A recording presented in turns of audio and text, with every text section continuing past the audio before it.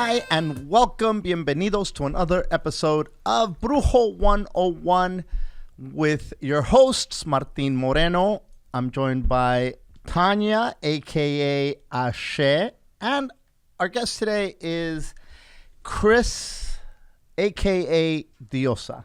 Hello, bienvenidos. Or I should say, I'm bienvenida. Yes, there it is. Bienvenida to you. Yes. Thank you for joining us, Chris. You were on Yo in the past, and you're just a fascinating human being, dude. Oh, man. Thank you so much. You really are. You're awesome, too. I was on your Instagram the other day, and I saw a picture, because I've, the timing, we've tried to get you on here before, and the timing's always been off, but the other day, you popped up on my feed, and then I saw a picture of you at a Buddhist temple. And I thought, this is a sign to bring her on this brujo. Because brujos and Buddhists go hand in hand. Actually, anything spiritual goes hand in hand, right? Tell me about your Buddhist temple experience, dude. And actually, before you do that, how the hell are you? It's been a crazy 2 years. There's been COVID out there. There's been unemployment. There's been... how the hell have you been? Man, well, I mean, the past 2 years was traumatic, to say the least. But it was traumatic for everyone. But I'm in a really good place right now. I'm really good. I'm very happy, aside from being on the show. But, life in general. And I think that's one of the reasons why, I did kind of seek out, like, going to a Buddhist temple.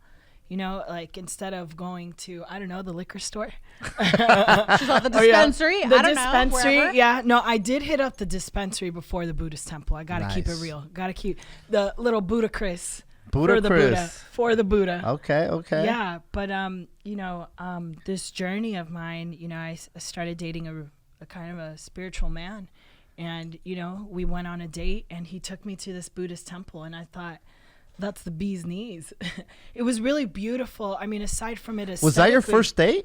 No, not at all. No, not at all. No, I was gonna say that's freaking awesome. I know. Imagine that's what my dad used to pull. Remember, I told you he started going to those Buddhist temples to pull chicks. Stop it. Yes, he totally told me that. He's like, all the really good hot chicks in the 70s used to go to the Buddhist temple, so I learned how to chant.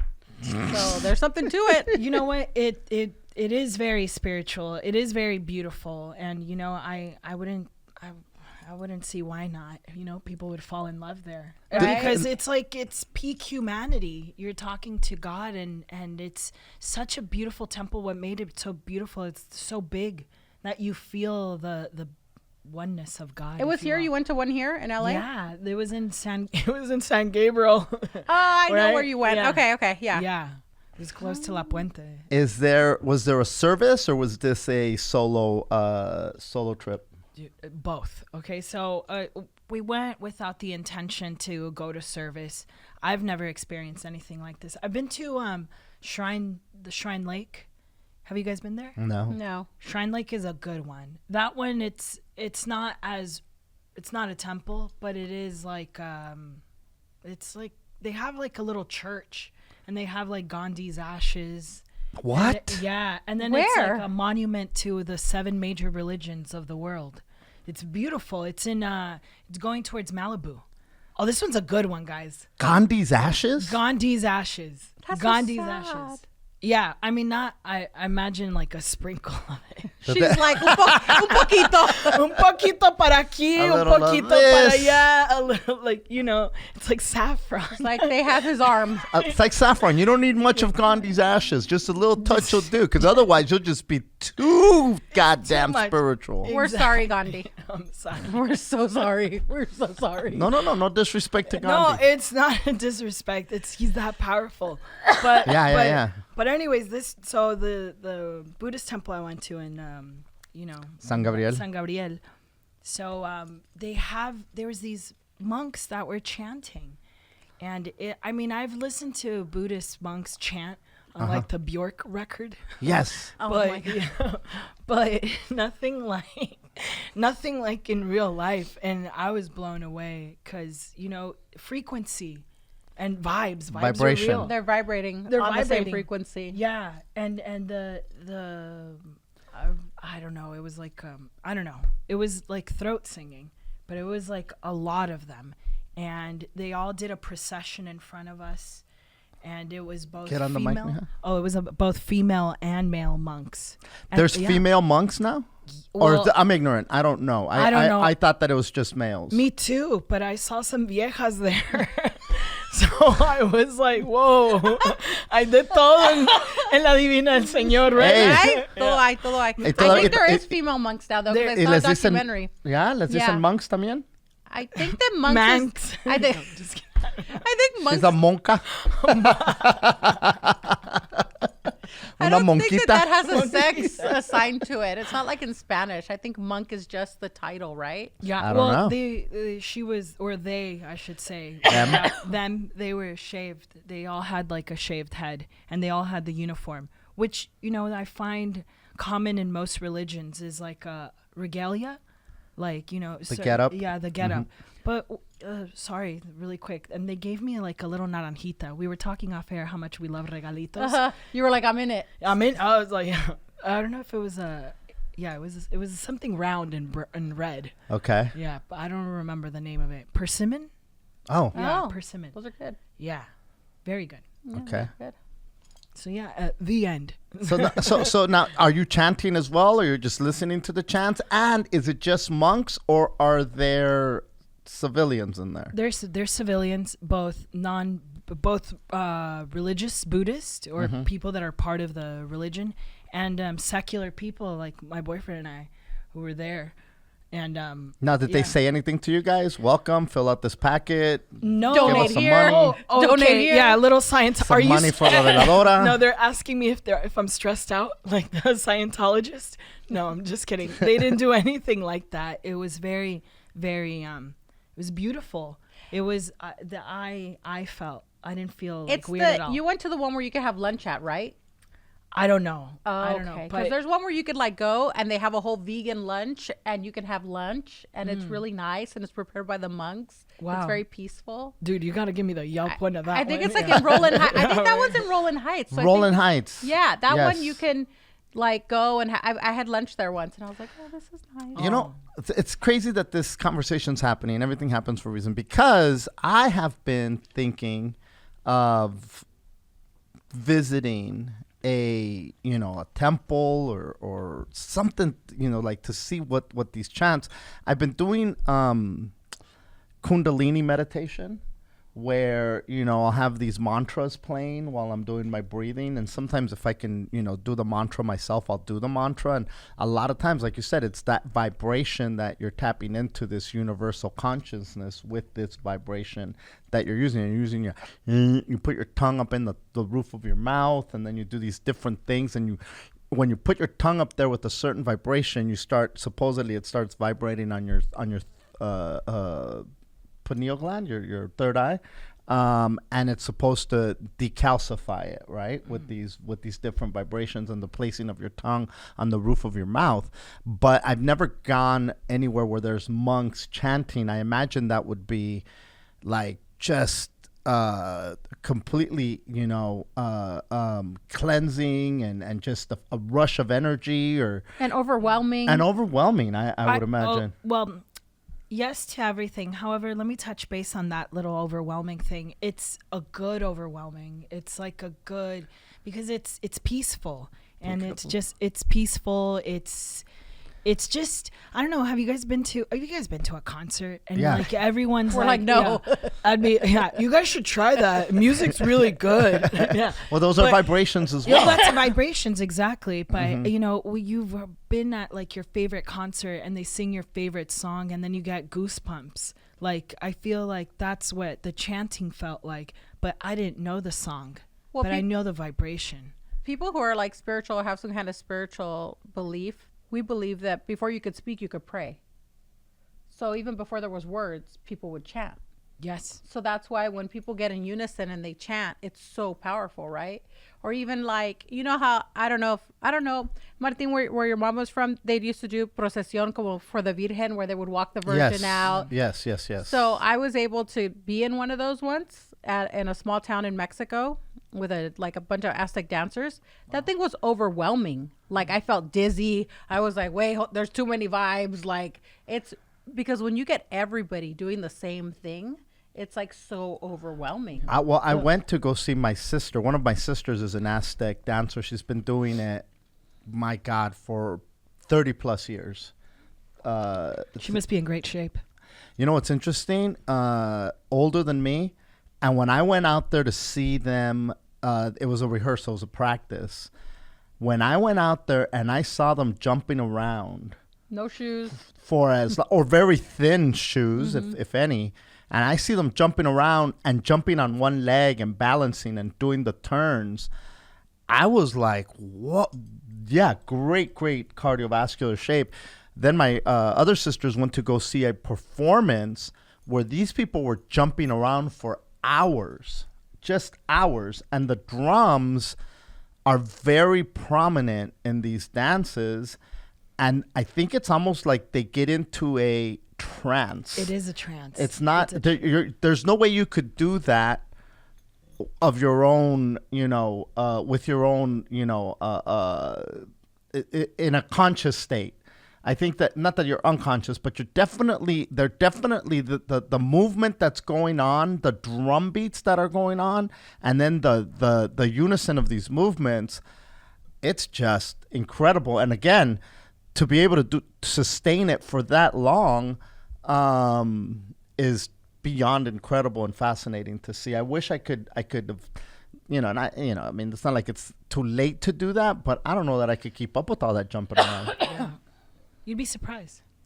I think you should try it. Like, it's prayer and meditation, and what you said, it is trance, or it's magic. I wanted to talk about the frequency and like what you were talking about, the drums. Well, it goes all back to like music and just, vibes. You're making Chiki crazy over there. Am I really? She's trying to tell you to go up. Oh, okay. See the green? Oh, yes. That's what it is. Yeah, okay. I'm so sorry. No. You're very soft spoken, and that's awesome. Yeah, and people don't think that. Well, that's so new to us. We're not soft spoken. Right. Yeah. So the vibration. Yeah, the vibration and music and what it goes back to.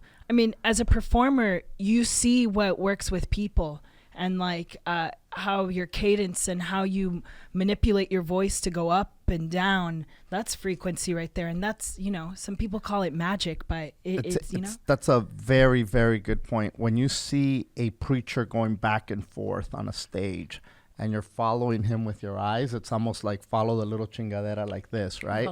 Yeah. And then the cadence, and then the voice, and then like they go down to this, and then all of a sudden it's like there's definitely a hypnosis factor to the sound of a voice, especially when you put a certain pitch of music.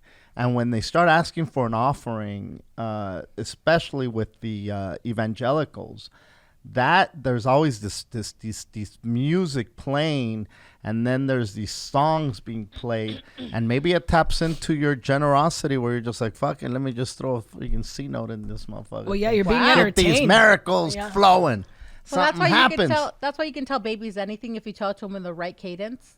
You can tell them they're ugly. You can tell them whatever. Oh, look at the ugly little motherfucker. Yeah, you could tell a baby anything in the right cadence, and the baby will laugh. Yes. So it's like, and I do think, like, as far as the frequency and the vibrations of drums, I know that their drums, like for Aztec dancers, are sacred and they go through the ceremony, like for our Santeria drums. Very much so.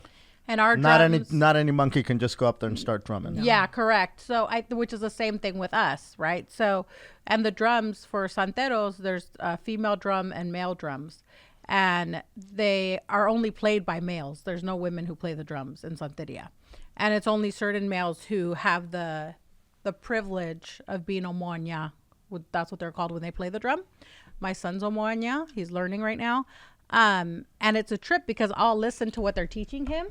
And the drum is having a conversation with Olofi, with God. And that drum, so we'll do drumming parties and everybody, can come to the party. But the most important part is when the drummers just play to Orisha, because the conversation and the rhythm that it's having with Olofi. So I think that definitely there's something that goes back to like really primitive days as far as like music and tone and like frequency, right? Well, music is frequency. That's what we've been Yeah. like talking about that. And like Orisha songs just show that, like the power of it. Ricky Ricardo and Babalu. Now, is the drum always talking to Olofi God, or are different beats talking to different deities? So the drum is communicating with Olofi first, and then it's communicating to whatever deity. It's called the llamada. So when you have a drumming party, there's two different ways. There's a fundamento, which only people who are santeros and have been presented to the drums can dance. And then there's you can have a different drumming where it's called a huiro, and everybody can come to your house and dance. But when you do the llamada, they're gonna play for every orisha, and as they play for the orisha, like Amomo Agayu, when they play for Agayu, I have to go up. I have to present myself to the drum in a certain way. Then I give money to the singer. I give money to the drummers. And then I have to dance for my Orisha, which is really funny because I don't know how to dance for my Orisha.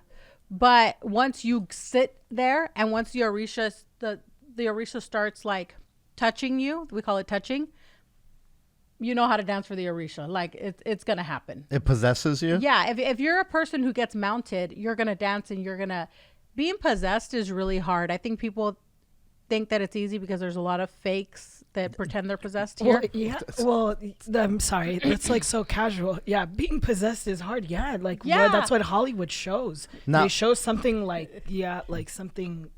But I feel like, you know how there's now like all these like people who are like, oh, the Holy Spirit's talking to me, or oh, Yes. Ochun's Yes. talking to me, or oh, I'm so tired of hearing people who talk to Ochun. Like Ochun is so tired of all of you. But it's not like that. Like if you would feel what you feel when you're dancing for an Orisha in front of a drum, you would never want to dance again. Because it's something where you're taken out of control, like you're no longer in control. And it's almost like Martin and I have talked about, like when you see yourself, you know, like you're having an out of body experience. It's almost like you can see yourself down there, and you're like, oh shit, that's me. I want to go back down to me. Like I don't want to be up here. I want to go back down. So the llamada is where they call all the different orishas and they play the drums. And when they play to the orisha, there's no words. The words only come when we come in as the humans, and then they'll sing to the Orisha. But what the Orisha wants to hear they don't sing. It's just the drums. You said No. mounted.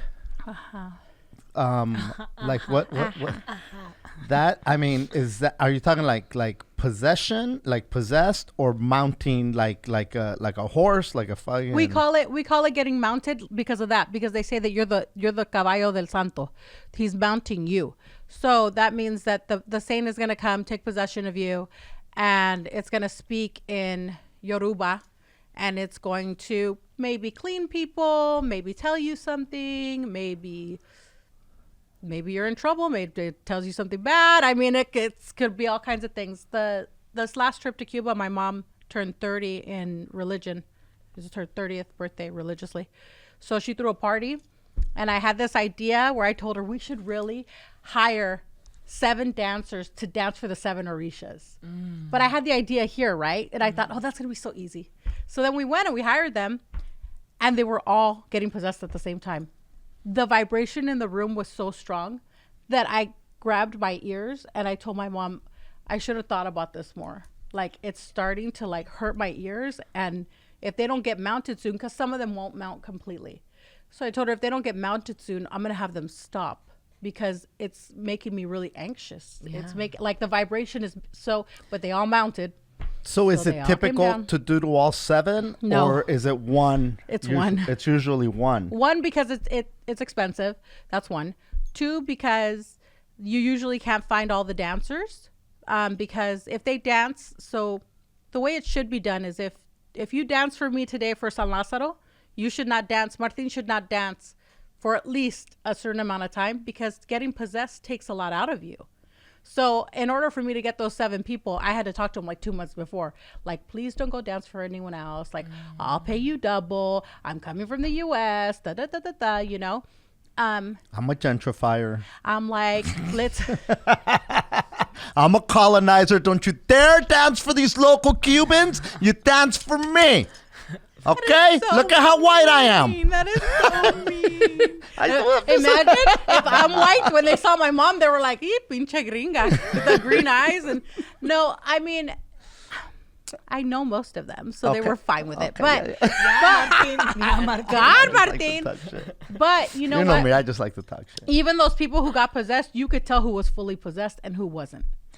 And that's the other thing. Are they faking eye it? roll? Yeah, of course they fake it. But look, I'm gonna tell you something. How would you? I'm raised by a G. So my mom literally has what are those things called? Safety pin? A safety pin, right? The little, Yeah. for the diapers, safety pin? Yeah. She will put it in her hand and she will poke them. And if they jump, they're not possessed. Come Because on. if they're possessed, they shouldn't jump. And she will do that shit to you at a misa if you pretend you're getting possessed. Wow. Okay. Let's Okay, let me take a little pause here. Yeah. Listen, guys. Remind me if not you- to wear a faja in Yeah, front no of your mom, shit. right? If you haven't subscribed, hit us with the subscribe button. Hit the subscribe button and hit us with the rate and review. We appreciate those. And again, subscribe. We wanna get you guys and share us with your friends. Let them know that we are here. Now let me go Charles back will to get this. you with a safety pin. This misa, yeah, or else do Shell's it, mom's Mom. gonna Do poke it, you. guys. Te van a picar. Mira, you just said at a misa she'll poke them. Before you got here, and that's crazy because I was telling because Diosa asked me how did you guys meet, and then I kind of gave her the rundown a little bit, and then I told her how your mom is a G and how she's been is a in the G. religion for 30 years, and then I told her that after the whole sage and everything, you invited me to a misa espiritual, a spiritual mass over at your place, Super Spreader. No, I'm kidding. It was actually. We didn't get COVID for 2 years. And you know who didn't get COVID? I was know my your mom. So anyway, you said because of Scared COVID. with a safety pin. She said the webbing chat. She said to me, what is a misa espiritual? And I did my best to try to explain it, but I know I didn't do it justice. So can you let Diosa and our listeners know what, again, I think we might have covered it before, but just it's anybody that might be tuning in right now, what is a spiritual mass or a misa espiritual? It's where Martin comes and tries to hide crystals. No, so a misa espiritual is, so we're santeros, but we practice the Yoruba tradition of santeria. There's people who practice Isisi, a different kind. We practice Yoruba, Afro-Cuban, and a misa espiritual has to do with a belief that we work la mesa blanca. So we have an altar set up all year long in our home. It never comes down. It's for all of our spirit guides. Our tradition teaches us that when you're born, God, Olofi, already knows what is going to happen, everything. So he assigns spirit guides to you that could be people in your family who have passed away before you were born. And they could also be people who you've never met. You can have spirit guides that are Black, Chinese, Arabic. It doesn't matter. It's the energy and what they want to teach you in this life. That's why they're assigned to you. So we do misas espirituales. It's like a seance. Have you ever seen like a seance? Yes. No, I'm familiar. Yeah. So the difference with a seance is everybody holds hands in a seance and it's a round table. We don't touch. We sit around the bóveda. So like this will be the bóveda and then we sit around. The two top chairs are the people who see the most or the people who are most psychically developed. Did you know that we sit like that? I did not know that. Whoever's at the front they have vista. And then after those people are the people who are developing vista. And then we go like that. So that there's a hierarchy. Is that why you had me in the backyard? What? Not true. Not true. And Stay in your car, Martin. no, and you know what's funny? We actually didn't. We had Martin like the third chair. We can tell if you're going to be a person who's spiritual, and we will tell you where to sit. Don't you remember we told you don't sit there, sit here, sit there. So because we want the energy to flow. So then what will happen in a misa is an open misa like the one that Martin went to. Everybody can get a message from spirit. It's for everybody. It's open to everybody. We are a house that I guess it's like we don't charge for misas. We invite people. If you're doing a misa specifically for yourself, we do charge because it's a closed mass and everything is just you. And you get cleaned, and there's a lot of other things that go on with it. But to come to a misa to experience it, you know, because of COVID, we're limiting the people. But we just had one. I just had another one on Saturday. Did you? I'm having another one Wednesday. I'm having another one Saturday. So those masses are really good because there's a lot of generational things that we need to get out. And there's also sometimes that Spirit is trying to give us a message and we're not able to see the message clearly. So you need somebody like a translator to come in and translate the message for you. So we believe a lot in Egun spirits. Martin makes fun of me. He says I'm wiki all the time. But like today's Monday. Today I cleaned my bóveda. I went to the prenda. I cleaned myself. It's like consistent for us, right? I don't make fun of you. I'm a big fan of the wiki. Totally makes fun of me. I have a quick question. Speak up, man. Yes, I have a quick question. What is your? I know I'm not that well versed with Santeria, but I know just a teeny tiny bit. I wanted to know who is your Orisha? Agayu, which is the father of Chango, there's Orishas and there's deities. Deities are older than Orisha. My santo, what I got crowned is a deity. He's represented by the volcano. It was something that was really rare to have. And my mother's Ochun. And my mother has done Obatala, and her mother's Ochun. And my son was crowned a year ago. He's 13. Wow. And he has done Chango with Ochun. We got a strong Ochun vibe in our house, girl. So, yeah, but I have done Agayu. It's synchronized in Catholicism with St. Christopher. It's the patron saint of... In Santeria, my Orisha is the one who gives you a second chance. If Martin comes in and he doesn't know what he's doing and he makes a mistake and people want to punish Martin, or Orisha wants to punish Martin, my saint will come down and be like, don't punish Martin. He didn't know. So it's like the second chance. Second chance. Yeah. I like that. You know what's interesting? When you say that, it makes me think that in most religions, you are told, do this or else you'll be punished. There's so much punishment. There's so much fear. There's so much control like that they want hell and to damnation. Of course, no hagas esto, you're going to go to hell. Don't do this, don't do this, don't do this. Oh, you've angered God. Now he's pissed, you motherfucker. But that's why religion was invented. To control, Yes. Don't masturbate. So when you say things like, this Orisha will come down and say, hey, no, that's not okay. Like, you're not going to, there's been a lot of talk. There's a lot of talk. Spare the rod, spoil the child, right?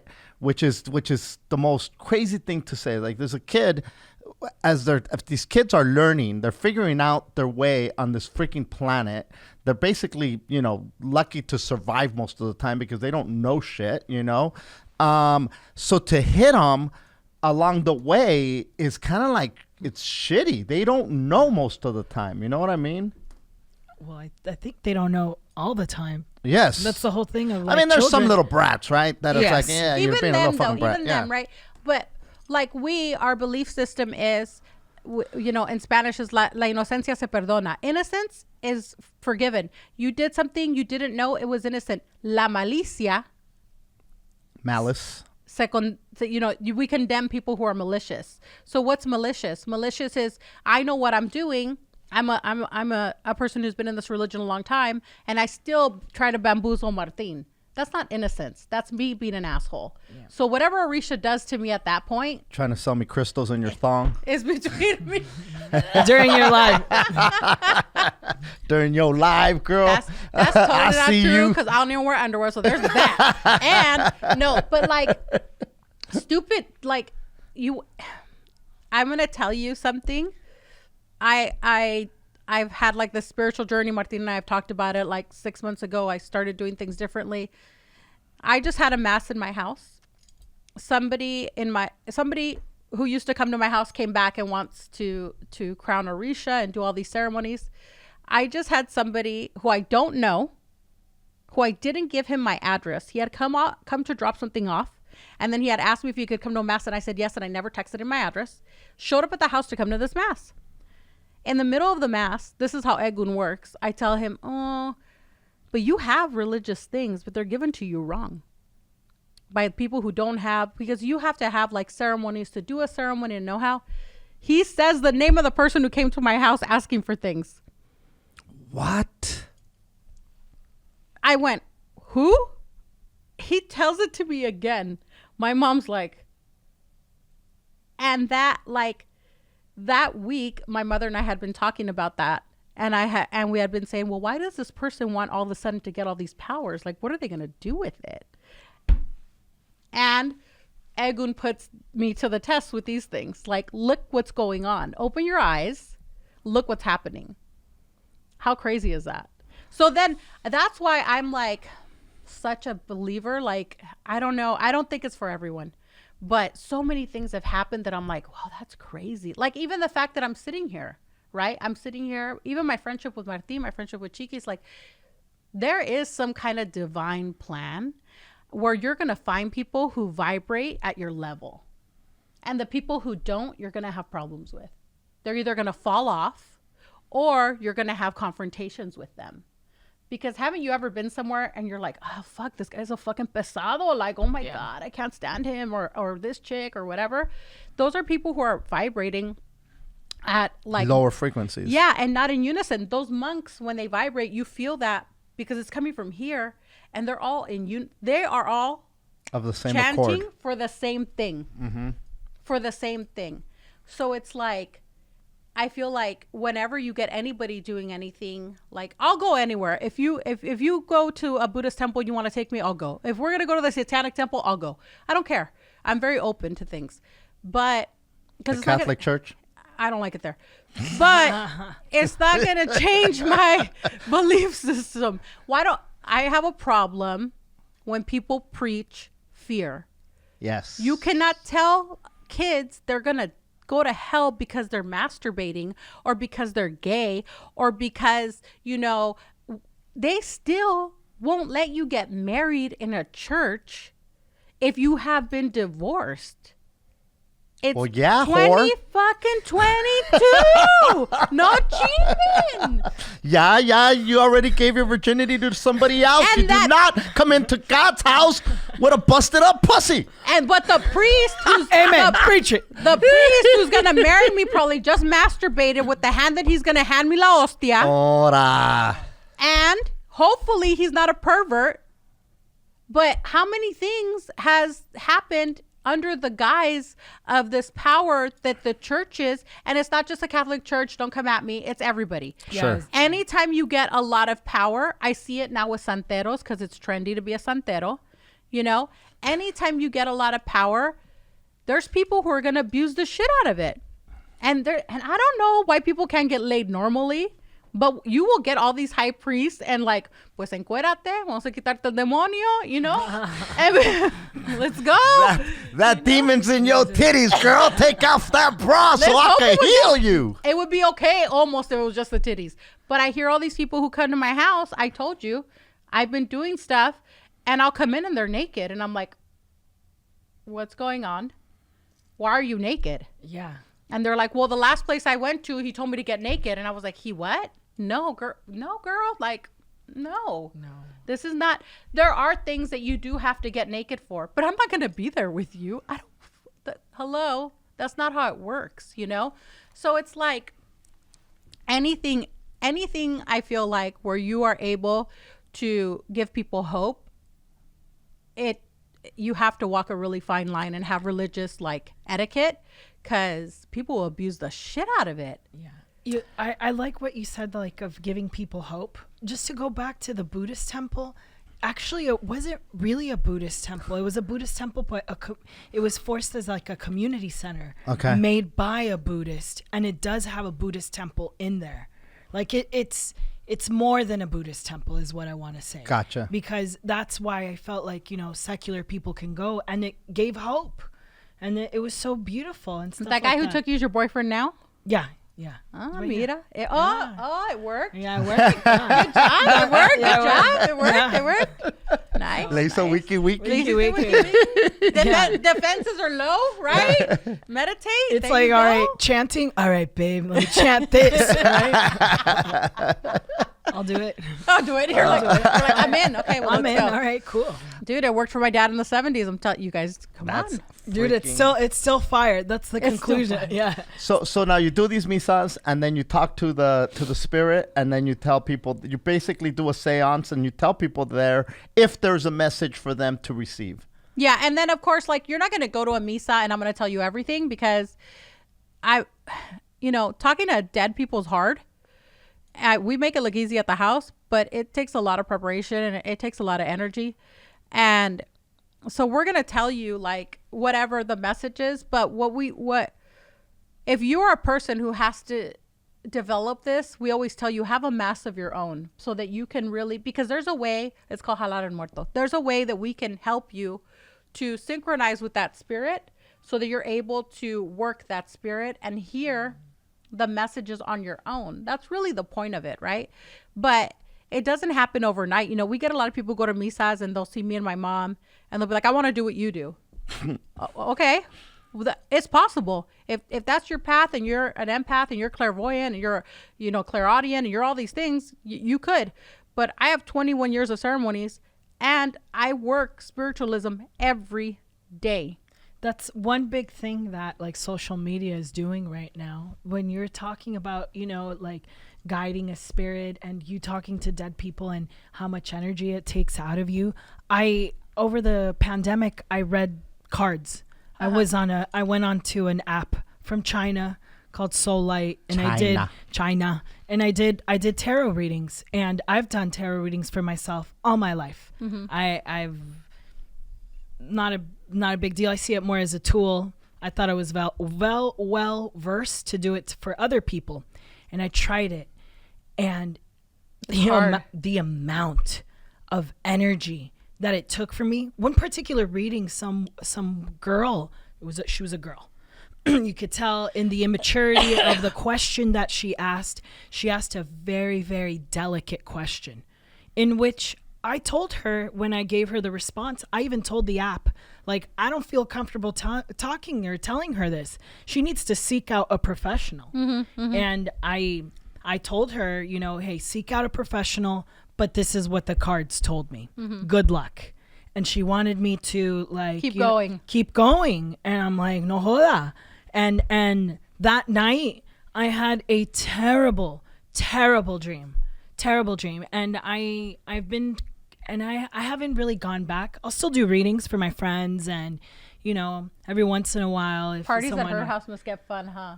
Like they're right. Like you're fine, and then she's like, "Oh, you're pregnant." They're like, "Fuck, send me home." You said you've been doing readings for a very long time, since you were young. Yeah, I mean, well, you're still young. Yeah. I mean, I feel like anything more than 3 years, like, I've been always interested in spirituality and tarot cards and whatnot. But I'd say like 5 years, like I started getting into it. The first time I came in contact with tarot cards was a nurse over at UCLA. We used to work graveyard together, and he would go to Africa. He was a Nanga, he would call himself, which is a witch doctor. Nganga. What's a Ganga? I don't know, but okay. But anyway, I think he was, pretty much into the Yoruba thing, religion. Now, this dude had... he used to interpret dreams. He had a dream hut in the mountains, which I never did go to. It was just a little too, I wasn't open to that back then. But he would read my tarot cards, right? And even then, when he would read my tarot cards, because I had so much Catholic and evangelical programming, I think is the guilt, exposure. Like, if my experience with spirituality was limited to that at the time, I was so hesitant because obviously estás abriendo puertas para los espíritus malos and blah, blah, blah. You're dabbling in shit you shouldn't be dabbling in. But I was doing it, but I was very hesitant letting him read these cards for me, right? Probably made it super hard for him. And then when I would see these cards, I would interpret them myself in a very erroneous way, because there's this one particular card. I think it's called the Chariot, and it's a chariot with a white horse and a black horse. Yeah. And so that I would look at that card. Martin's like, I'm getting a new car. No, I would look at that card and then immediately think, I'm the chariot. The white horse is purity and good. The black one is bad. These are the dark forces of evil, and they're tearing me. They're pulling me in each direction.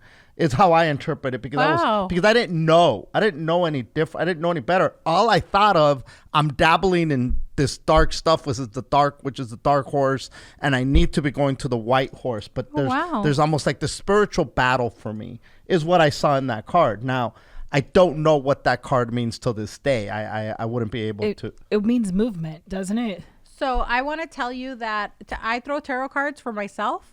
Once in a while. I have a tarot deck on my bóveda, but how can I say this? So, we have glasses of water at the misas, and people see things in glasses of water, and that's how they communicate. And then the crystal ball. I have a crystal ball. Like, I don't see anything in any of those things. I'm more like clairaudient, where they tell me things. So when I throw the cards, I just go with what they're telling me. So if you're a person who's thrown the cards for a number of years, your guide is telling you, you could throw anything. You could throw this. If it goes like this, it means this. If it goes like that, because those are just tools. Because what you're really working is the spirit guide that's coming out. So I tell people, if you're a person who can really throw, right? My mother throws cards really well. That's how she started. So right when she threw cards, she knew she could throw shells. Does that make sense? Yes. Because it's all a tool. So I don't know. I would guess you said movement, and I would think there's going to be things moving around you, maybe things that you sometimes cannot control. But I feel like all those things are tools, but I think it's funny that we're so indoctrinated that the black horse was bad and the white horse was good. That's why I said programmed. And the programming. No. It's literally the good and evil, right?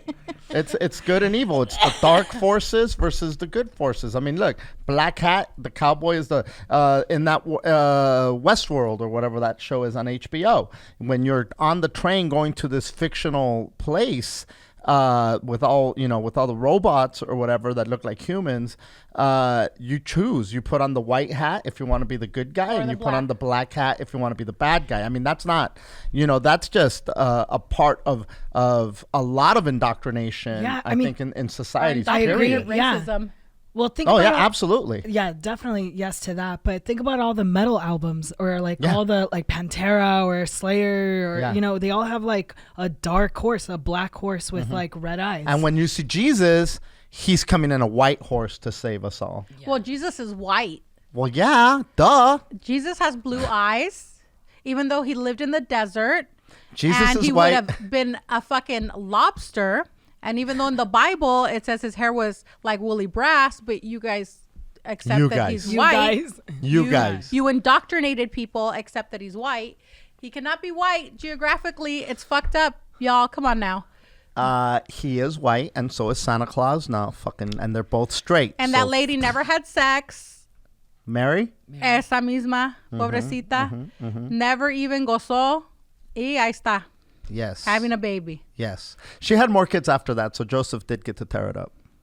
But the one that mattered, she didn't. No, for Joshua, no. So, you see, it's all a problem. It's all a problem. Love it.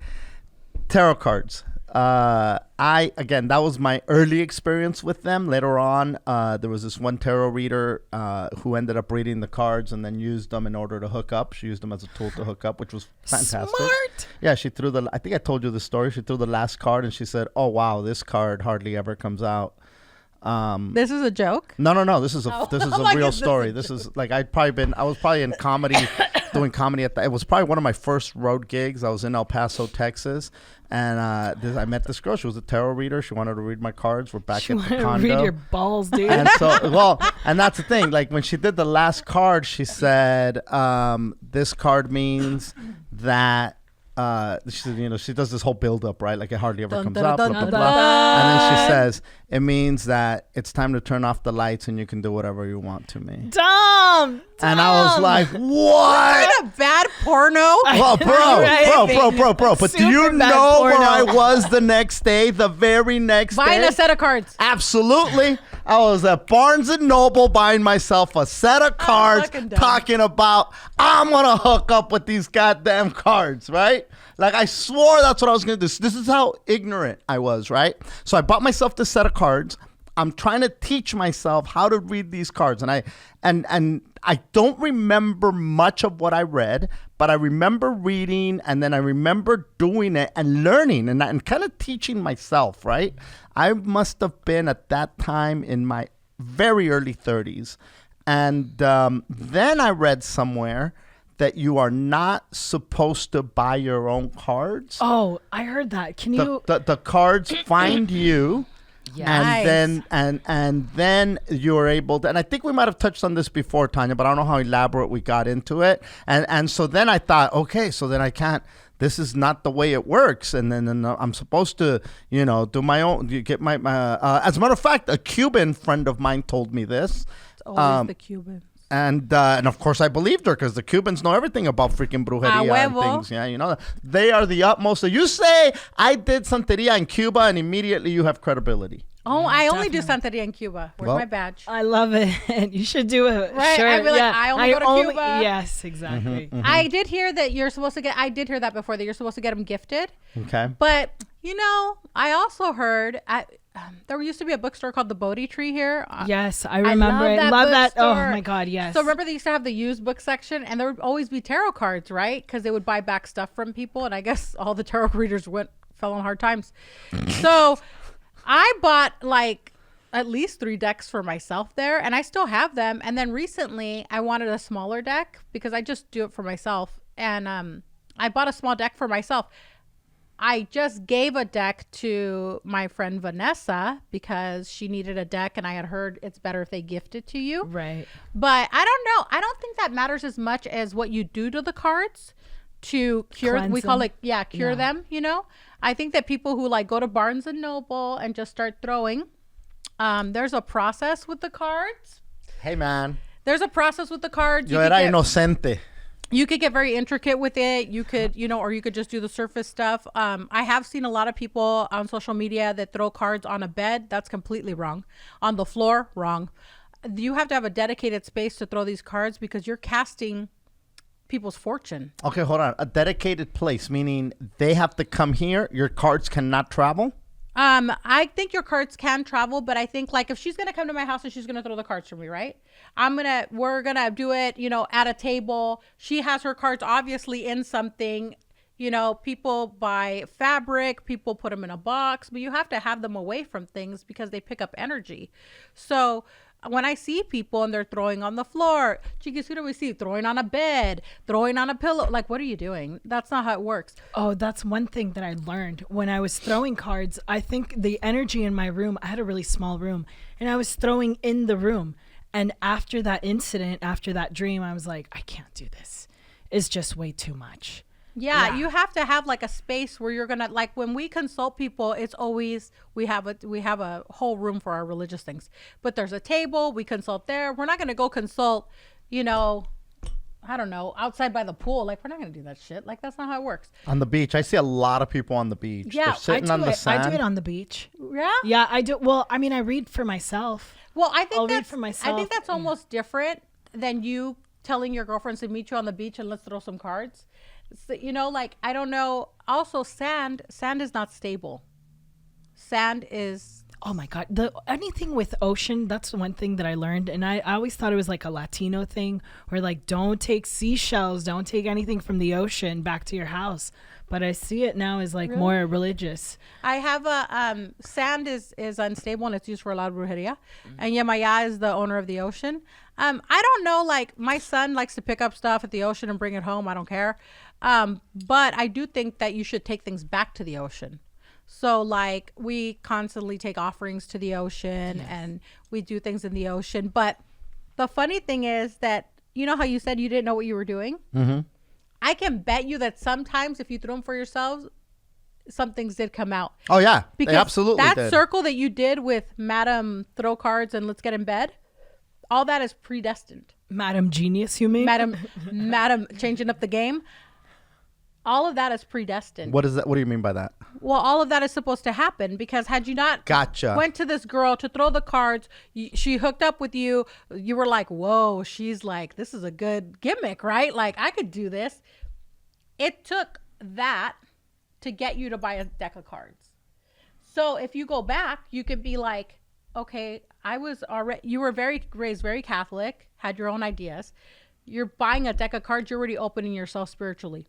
Maybe you never threw the cards again, but that was a walk that you took to finish a walk that you're doing now. Interesting. That makes sense. I mean, because also the Mike who used to do the cards, that would have been within 10 years of me buying in less than 10 years, I ended up buying my own deck of cards. I went from, I don't know if I should let them. And there was actually people there that are like, hey, you let them do that shit? That's crazy, man. You're like you're opening the door. The devils are gonna come. A lot of people are so scared of tarot. Afraid of tarot. But Terrified. Yeah, it's funny because the first deck that I got, this Ukrainian, or she's from Prague, so the Czech Republic. I love Prague, Czech Republic. So this woman named Nico. She was a coworker, very good friend of mine, but she gave me a deck of cards, and I was so scared of her. I even told my mom, I was like, "Esta puta gringa me quiere tirar algo, mom, ¿qué hago?" I was so dumb. The and lady's trying to be nice. She's like, "Esta puta gringa." Yeah, I was like, she wasn't even gringa. Nico, I'm sorry, mi amor, but I kept those cards wrapped in a paper, not a paper, but like a fabric with holy water. And you were afraid of them. You were exercising them? I was so scared of them. I did not take them out of my bottom drawer for a good 2 years. Do you still have them? Yes. And I love them now. They're one of my favorites. She's like, thanks, Nico. Yeah. Thanks, Nico. Thank you. Thanks to her, I was making money. Oh, there you go. You never know. And that's the thing that, like, the older they are, the more they've been used. Is that a good thing, or should you keep on getting new ones? I like older. I like the ones that I use consistently. My mother has a set of cards from. She threw cards before she did Santo 37 years ago. She has that deck. She has that deck. Wow. Yeah, she has that deck. She doesn't. Which deck is it? Do you know? You want to know something? No. I'm gonna tell you something. Of course I do. I'm gonna bring my mom. It's a Española. Oh, dude. Oh my God. Española tarot cards? She just throws the regular Española deck of cards. So that's the one with the bastos and things, right? That's the ones that have the chalice and the clubs. And yes. There's no pictures. Yes. So Baraja Española. So my grandmother used to play a game. ¿Con quién? Nope. Well, she used to play con quién as well. But she played this game called El Seis with the Baraja Española. And it would be you put a 6 down, almost like doing solitaire, but you hand out the cards to X amount of people. The first cards that play is a 6, right? So seis de bastos, copas, oro, y espadas. And then you go up 7, Jack, Queen, King, 5, 4, 3, 2, ace. Like a ladder? Yes, up and down, like playing solitaire. But you're holding the cards so you can block people. So the first person to get rid of their cards wins. So if you have like a 5 of this and you don't have anything on the bottom and you could keep going, you keep putting other cards to keep so that doesn't move. And those get stuck, right? And if you have a 6, you can hold that 6, especially if you don't have any. They're like holding them hostage. Correct. And so then they have to, and you can't, pass if you have a card. But anyway, I was introduced to the Baraja Española before the age of 9 and was playing with it already at that young age with my grandmother, who I still feel a connection to, especially ever since I went to that misa. It was a renewed connection and a reconciled connection because of the things that your mother said to me, which were extremely powerful. But that's crazy that you said that your mother has this freaking Baraja Española while we're talking about tarot cards. That's what tarot started off as. It started off as a playing game for the elite in medieval Europe. And so it was an actual playing game. But like you throw cards, right? Like, when you throw the tarot at the deck, the Española, like that shit's like, I tried to do it once and I was like, I'm all confused. I don't know what's going on. Like, it doesn't make sense in my mind. It probably makes more sense to me to do that one than the other one. And it doesn't to me. I can't connect. Like, I can't see anything. And my mom's like, yeah, I would suggest, like, I don't know. I got used to the regular tarot, which is the Rider Smith, I should say. And then from there, like, once you like know, like, example, what the Two of Cups is, then from, like, I know what Two of Cups is in regular tarot because there's two viejos besuqueándose. So you know, it's like, oh, okay, that's a love card. That makes sense. So, like, with your mom's like an expert. She knows, and she sees Two of Cups. She doesn't need to see the hearts. She immediately associates it. So she sees, like, that's like the raw form. Yeah, and plus, like, once you're a santera, we throw shells. That's how we do divination. So anything, I don't want to say underneath shells, but like anything that isn't shells, we're supposed to throw shells, right? So the people who don't throw shells that you go to and they're like, oh, I practice santeria, and they don't consult you with the crowy shells, is because they don't know how. It takes a lot of years to learn. So my mom put up her deck of cards a long time ago, and now she just does it like when she wants to show off to me. She'll be like, mira, you know. And but I definitely think that tarot is something that is like fascinating, and I like for my future to be told to people. So I've gone in Cuba to cartomáticas that throw the cards. Cartomática. They call them cartomáticas in Cuba. And they'll throw the cards. And these ladies are so connected spiritually that nobody's going to be 100% right. There's no way. You could be the best tarot card thrower. You could be the best santera. You're not going to be 100 because you, as the sitter, are blocking. You're blocking things. And you can say, I'm open. I don't care what they tell me. But there's something that happened to you in 1996 that you don't want nobody to know. And you're blocking. And that is causing Thanks, you Dio. and that is causing you to block other stuff, you know? So, but I definitely think like people who water gaze are amazing, where they put the bowl in the water gaze with the mirror and they'll tell you stuff. Oh, I thought you meant like water gaze. I was like, what kind of like brunch is that? I was like, wow. The water gaze, yeah, that form of divination, scrying, I believe it's called. Water scrying.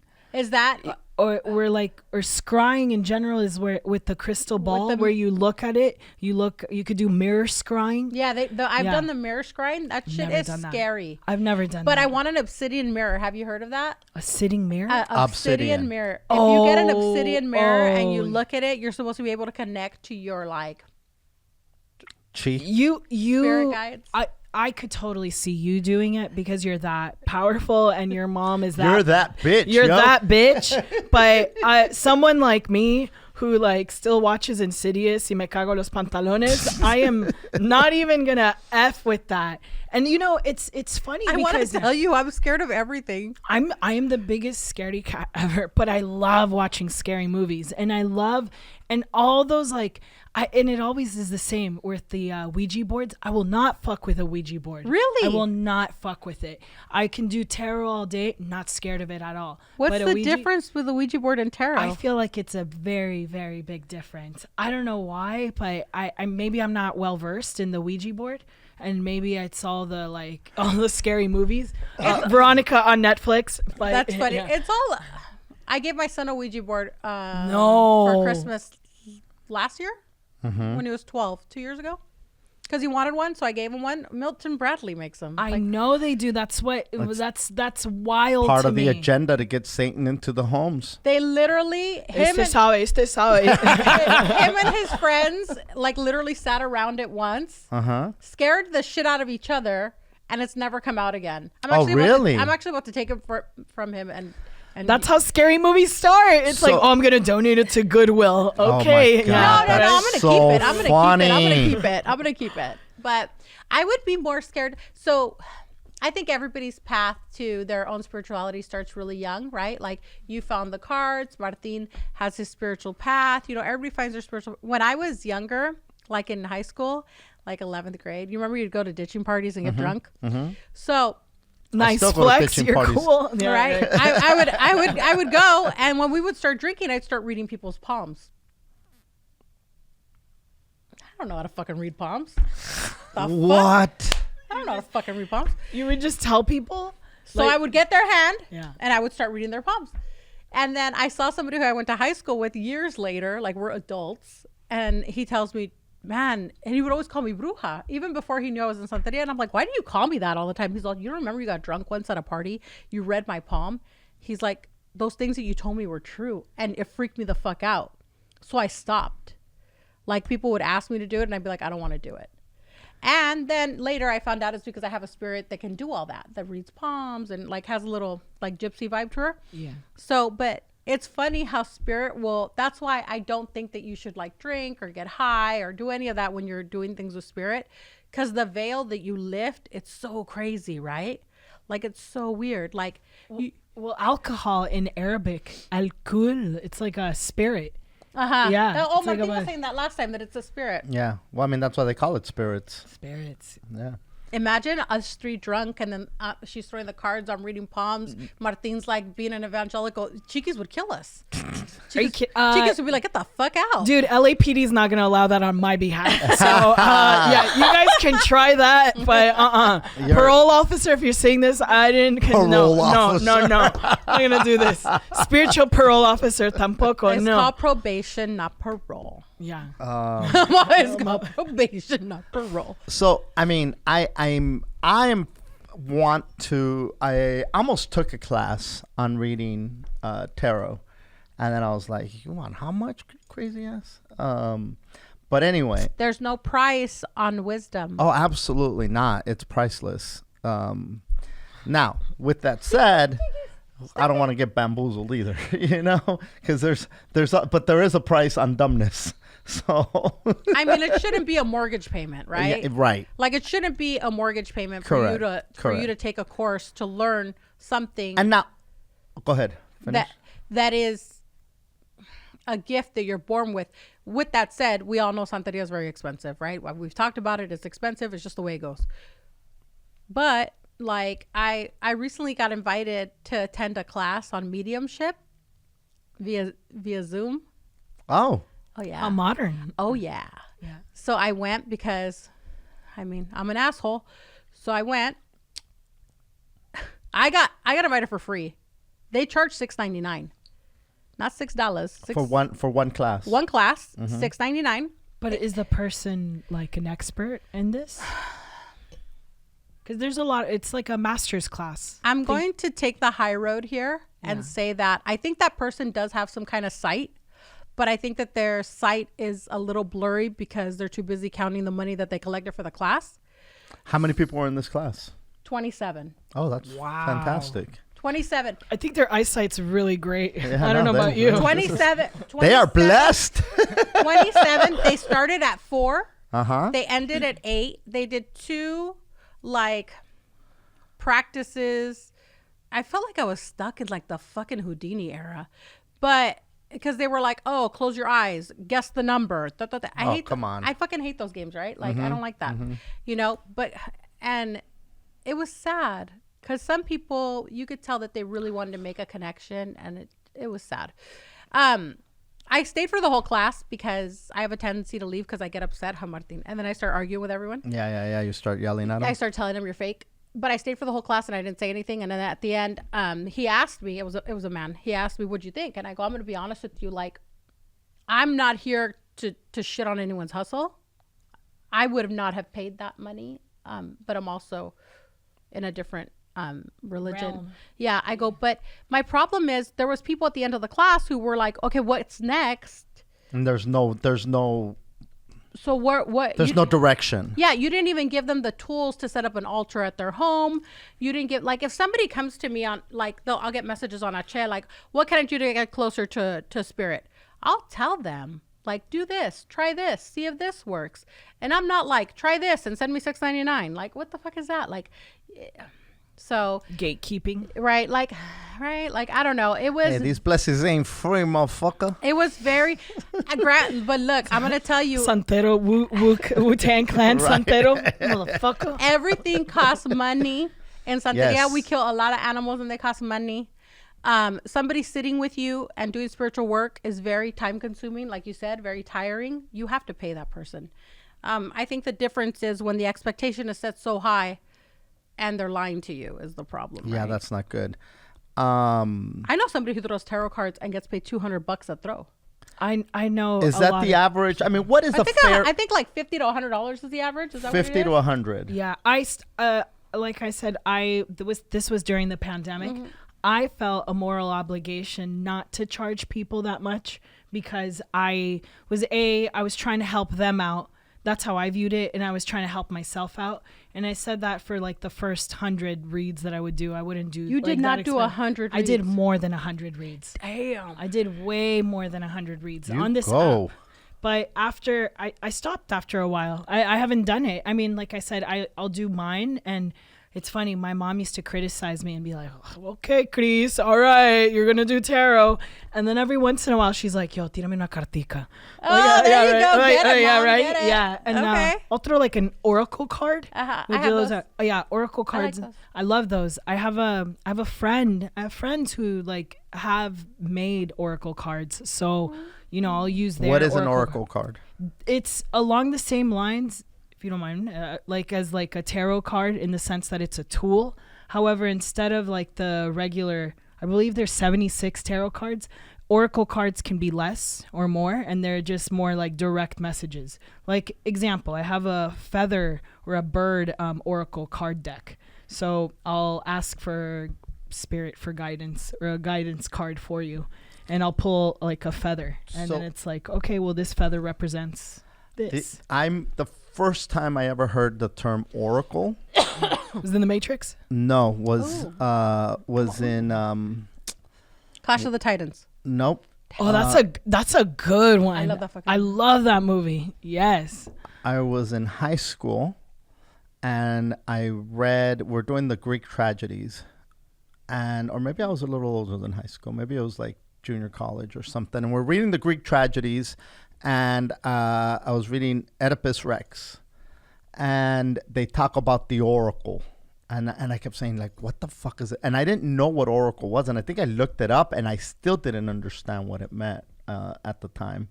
But that was the first time I ever heard oracle. That was not high school. There's no LA County High School reading Oedipus Rex. I was advanced. Obvio. I'm kidding. Obvio. No, I think it might have been junior college where I read Oedipus Rex. And that was like the oracle said this is gonna happen, and then they sent him off, and then he had the oracle read to him, and then he's like, oh shit, I don't want to do that, and then he went, and then it fulfilled the oracle that was read to his parents. So wasn't this like an oracle with like 3 like blind women who shared one eye? Is it that story? No. He does pluck out his eyes because he fucks his mom. Oh, that's right. Yeah. It's all Greek to me. They told the parents, hey man, this dude guy's the oracle said this guy's going to grow up and he's going to have there's going to be famine because he's going to have sex with his mom, blah blah blah. So then they sent him away to be killed, but they didn't want to kill him, so they just put him on some fucking island, right? They're like the little boat they took or a him little somewhere, and then he when he got older, they read the oracle and they told him this, and he thought, oh shit, these are my parents, I don't want to do this, so he left, was at some crossroads, ended up killing his dad, ends up going to this village, ends up marrying his mom, and now they're that cursed. guy needs a limpia, not an oracle. You see what I'm saying? That guy's life was all fucked up. But anyway, that was Fucking the my mom first killing time his I heard the term oracle, and now you're telling me that there's oracle cards. So I guess they were reading the cards when they told the people this. And is this No, a well, Greek? Oracle is any tool that you use to divine the future. Gotcha. Because you go to Orula, and Orula's the oracle. You come to a Santera, and you're reading the oracle. It's anything where an energy is put behind it to read your future. So that you go to the oracle for your future. Okay. So, like, if I go to a tarot card reader, that's considered. So that's not an oracle? It's different. Like, I think that the oracle has to do with the divine. And the status of the oracle, because like I wouldn't consider myself an oracle in any way. No, I do read oracle cards, but let's say someone like your mother, so like that would be like, I feel like the status would like depend on the oracle. So she doesn't consider herself an oracle. She says she reads the oracle. The oracle is the thing she's reading, like the shells, right? But like I feel like, don't you think that like tarot is so, like for people who really get into, I've read a lot of books on tarot where tarot I love all that stuff. Yeah. I feel like tarot is so its own spirituality. Like it's the most feminine. It's like the sexiest. It's got so much of that energy behind it. It's very nomadic. I feel like tarot cards are, and now they're making like oracle cards and things like that. But I feel like tarot reading, there's a whole thing dedicated to spirits who throw tarot cards in Santeria. Like there's a whole thing, like, you know.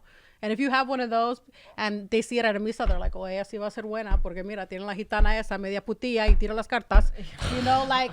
And they're always media putilla. I don't know why. I'm not media putilla. Is my boyfriend seeing this? No, okay. the spirit, Letting you go. Oh, okay. No, Molly, just when it's convenient, I'm a putilla. Because we would believe, like, if you would go to, like, let's say you go, like, we believe that the reason you can throw cards is one of two things. One, you have a spirit of somebody who was some kind of a gypsy. It can be a Spanish gypsy, a French gypsy, Ukrainian gypsy that is helping you throw these cards. Or two, somewhere in your family, going back generations, there was somebody who had an affinity to natural medicine, and that is coming out and helping you throw cards. Ooh, I like either or, both. So, and usually the spirits who threw the cards were usually gypsies, right? And gypsies, I don't know if y'all know, but gypsies, you know, there's a whole thing with them, right? Like they didn't wear underwear. There's a lot of things with gypsies. Maybe I'm a gypsy. What do you mean they did? Who says they didn't wear underwear? Well, you can talk to Romanian gypsies now and they'll tell you. So okay, so now. And French gypsies. I remember when I was a child in Mexico, and this had to, I mean, I must have been 8 or younger. Okay. And the small town that my mom was from, La Misa, Sonora, the gypsies, los gitanos, would come to town with a cine, with a tent and a movie and a projector, and they'd play a goddamn movie for you, and you'd pay X amount of money, and these gypsies would come through from town to town. Now, I don't know how much of if I heard that, if somebody told me, or if I actually went when these goddamn gypsies showed up, but they were going through Mexico, obviously, and I always wondered, like, what is a ¿Qué es un gitano? ¿Qué es una gitana? And then there was a soap opera with gypsies. I forget what the freaking soap opera was in Spanish, but the guy's name was Jairo. Was it Cassandra? No, and then the chick's name was fucking... God, I can't remember. Well, I think a gypsy is somebody who roams from town to town. Okay. And they live that lifestyle, like the caravan lifestyle, and they don't have a set place that they call home. So why did you say Romanian? Yeah, isn't it isn't that where they originated? There's a big concentration of Romanian gypsies. And there's also a lot of Venezuelan gypsies. They speak their own dialect. Isn't there like the biggest gypsy community originated in India? And there's a whole nother gypsy community. And also I like that the whole thing with gitana and gypsy, like it's the same thing, right? It's just a Spanish word. But isn't it like a slur now? Correct me if I'm wrong. Oh, I don't know. I'm going to be honest with you. Martin and I are so not PC. He calls me a bruja. Is that also a slur? I don't think so. Yeah, I was like, my mom's in trouble. Right. I don't think so. But I don't know if before it was like looked and frowned upon. But I know that they're Spanish. So people get españolas and gitanas confused. Españolas are the people you see with the combs playing the castanets. That's not a gypsy. Gypsies are the ones you see with the skirts. They're usually hiked up. They're wearing a thing on their head. A thing on their head, and they have the hoop earrings. And they have the hoop earrings, So and they're hot. They're usually hot, right? So hot. It's so like hot. Super hot. Hola, Martín. And they throw the cards and they tell you, pues ahora a la cama. No, but like, they're. Well, then that makes sense. There you go. She said, turn off the lights. Let's go. That's some gypsy shit right there. Remember that I had a real gypsy. Get the fuck out And you're of here. shitting on me. The women. Holy shit. There I was with divinity. Hey, we're talking. Divinity incarnate right there. We're talking shit, but maybe it was. It could have been. Maybe that was her own thing. Yeah. I mean, that and, whatever, está caliente, whatever. Pero, gypsies are known. Yeah, but they're like nomads, known to not wear undergarments.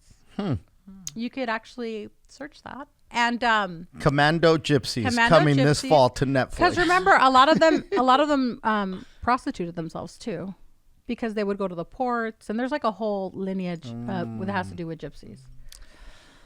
I'm all about the gypsy. It says a lot. It's a heavy conversation, I feel like, about the gypsies. It's like, why did they? In here? Or I used to say I was a gypsy, and then I was like, wait, am I? And then you said, no, I'm not a gypsy, soy diosa. Soy diosa. Exactly. Get it. Got it. Yeah. Well, what is your actual government name? Oh, my government name? What's your slave name, girl? Yo, I owe people money. I don't really want to divulge that, but no, I'm just kidding. My real name's Christian. Oh. Yeah, Christian Diane. Yeah. Yeah, I don't know. My Like parents. the cult of Diane? Like Diana, the huntress, the goddess huntress. I'm pretty sure I was named after fucking Princess Diana or some shit like that. Ay, la Lady Di. You know how like Latinas were in the 80s? They were obsessed with Princess Diana. Obsessed. Like, why did I cry as a 13-year-old for Princess Diana? She died, and I was in Colombia during that time.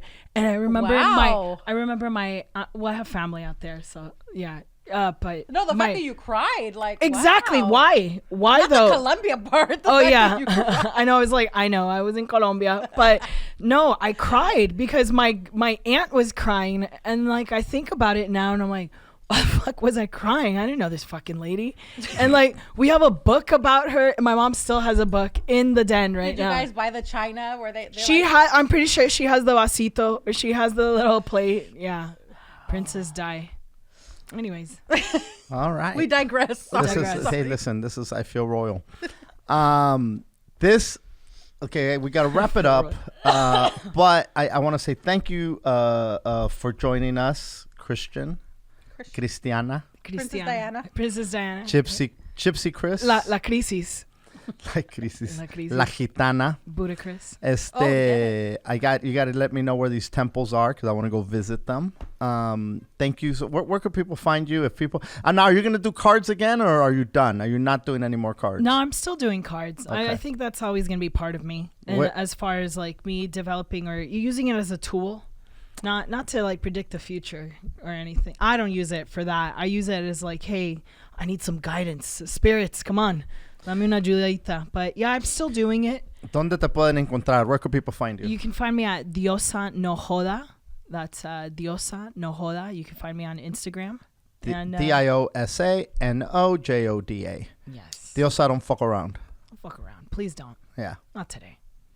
Don't try me. I'm already scared.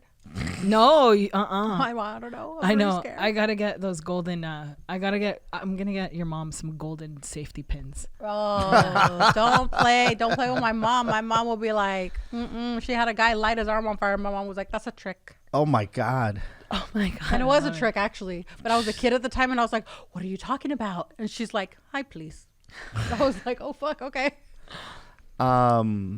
I'm gonna learn how to do tarot cards. I have 2 tarot decks, believe it or not. And I've got books and things, and I just it's the timing hasn't been right, but I think this is like definitely learn and throw them for Hooter. Hooter should be the first person you throw the deck for. Oh, he's a big fan of the tarot cards. I know. And if it comes with chickens, it's even better. One step away from becoming my next godchild. One step away. He's Crown Dodgers. His spirit guide is Tommy Lasorda. Yeah.